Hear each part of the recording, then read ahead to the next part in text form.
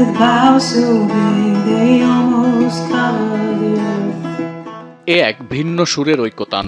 ব্রিটেনের দক্ষিণ এশীয় শিল্পের অন্যতম শীর্ষ সংগঠন সৌধর আয়োজনে অনুষ্ঠিত এই বিশেষ পরিবেশনায় শৃঙ্গার ও পার্থিব প্রণয়ের নানা দিক তুলে ধরা হয় সঙ্গীত ও কবিতার মাধ্যমে।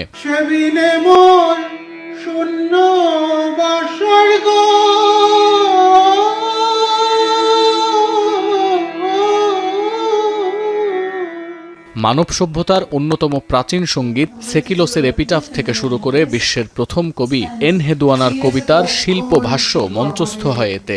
বাংলা নতুন বছরের আয়োজন হিসেবে ছিল এই উপস্থাপনা। এটার থিম ছিল শৃঙ্গার and সেন্সুয়ালিটি। I absolutely adore working with Shodho because it amalgamates Western and Eastern ideas.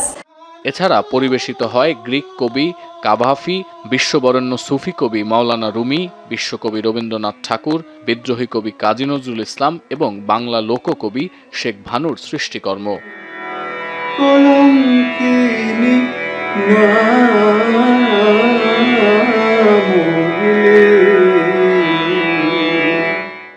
মধ্যযুগীয় আইরিশ ও আরব্য সঙ্গীত এবং একাদশ শতকের ইউরোপীয় ট্রুবাডোর সঙ্গীতের সম্মিলনে পরিবেশনাটি পায় ভিন্ন মাত্রা। Shubho Noboborsho, Happy New Year. It has been a wonderful evening celebrating music from Bengal, Bengali music, Bengali beautiful sacred poetry.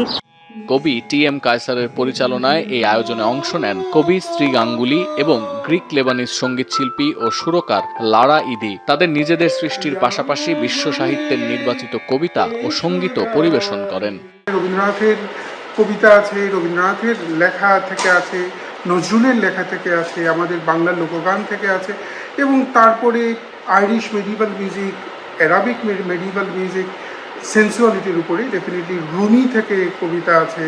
আয়োজকরা জানান এর আগে একই প্রযোজনা লন্ডনের ঐতিহ্যবাহী রয়্যাল অ্যালবার্ট হলে অনুষ্ঠিত হয়ে ব্যাপক প্রশংসা কুড়িয়েছে।